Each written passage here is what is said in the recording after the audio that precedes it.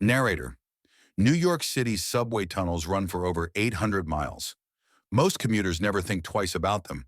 But below the noise and steel, something darker moves. These aren't just urban legends. These are real stories, documented crimes, committed where no one can hear you scream.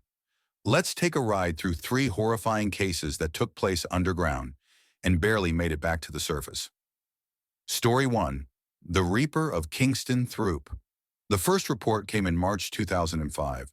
A janitor at the Kingston Throop Avenue station noticed a horrible smell near a disused emergency exit. He assumed it was a rat, but behind a rusted service door, he found a rolled-up carpet, stained red, tied with wire. Inside him was a human body, face down, hands bound, a cord twisted tightly around the throat. Detectives identified the victim as a local homeless man named Carl. No known enemies, no ID, just a discarded soul, lost underground. 2 weeks later, it happened again. Different tunnel, different victim, same setup. This time, a body was found behind a breaker box in the Classen Avenue service tunnel. Bound hands, carpet wrap, and a single matchbook wedged in the mouth.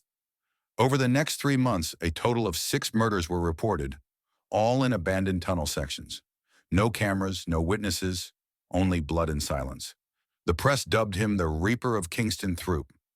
NYPD had nothing, until a graffiti crew broke into a sealed tunnel and found a flip phone. It contained disturbing night vision footage. A man in an MTA vest was seen guiding someone toward darkness. The video cut out just before a struggle. The uniform number was traced to Anthony Gill, a former MTA janitor, fired in 2001 for exposing himself to a passenger. When detectives raided his apartment in Bed-Stuy, they found a hidden crawl space.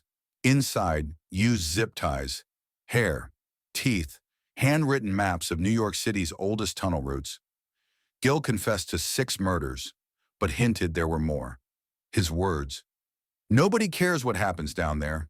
It's like killing ghosts." He died in Rikers Island 2 years later, stabbed 47 times. But some subway workers say they still feel watched when walking those tunnels alone. Story 2. The Girl Who Vanished at Bowling Green. It was late November 2013. 28-year-old Valerie Chen left her corporate job at 8:41 p.m. She texted her roommate, "Train's delayed. Might walk to Canal." She never arrived. Valerie was last seen on MTA footage entering Bowling Green Station, but she never exited. Police assumed she'd been mugged, maybe pushed onto the tracks. But there was no footage, no body, no sign of a struggle. 5 days later, an MTA cleaner reported a broken lock on a side access tunnel. Inside, detectives found something horrifying: a makeshift room, stained mattress, candle stubs, chains on the wall, taped to the back of the door. Valerie's work badge. DNA confirmed she had been held there, but whoever did it was long gone. A Reddit user later posted, "Saw a guy dragging a girl by her hair near Franklin Street Tunnel. Didn't say anything, felt guilty ever since." Was Valerie held for days? Was she moved again? To this day, her body has never been found. Some believe her abductor was a rogue MTA employee. Others think it was part of a trafficking ring, but the NYPD quietly sealed that tunnel for good. Story 3. The Suitcase Torso Mystery. June 2, 2021. The conductor of a downtown A train spots something strange beside the tracks at 7th Avenue. A large suitcase, duct-taped, leaking. He halts the train and calls it in. Bomb squad arrives, station evacuated. What they find isn't explosive, but far worse. Inside, a human torso, arms and legs gone, head missing, wrapped in a luxury bedsheet. The name Mario Cortez embroidered on the hem. Police quickly traced the name to a 39-year-old club promoter, last seen alive 5 days earlier outside a bar in Midtown. An autopsy revealed torture. The killer had carved something into the chest. She lied. Detectives tracked the sheets to a dry cleaner in the Bronx. From there, they found a match to an address belonging to Ellis Mendez, Mario's ex-roommate. Inside the apartment, blood, a hacksaw, and a journal filled with subway tunnel sketches, all marked with X symbols.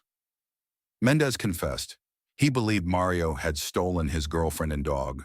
He claimed the tunnels whispered it was the only way to balance things. He was found unfit to stand trial, now locked in a psychiatric ward. But here's the disturbing part. His final note said, "There's more waiting under the J line. 3 victims, 3 tunnels, and 3 reminders." The subway is not just a way to get around. It's a place where darkness lives and monsters walk unseen. Which story hit you the hardest? Drop a comment and subscribe for more twisted crime stories from the underground.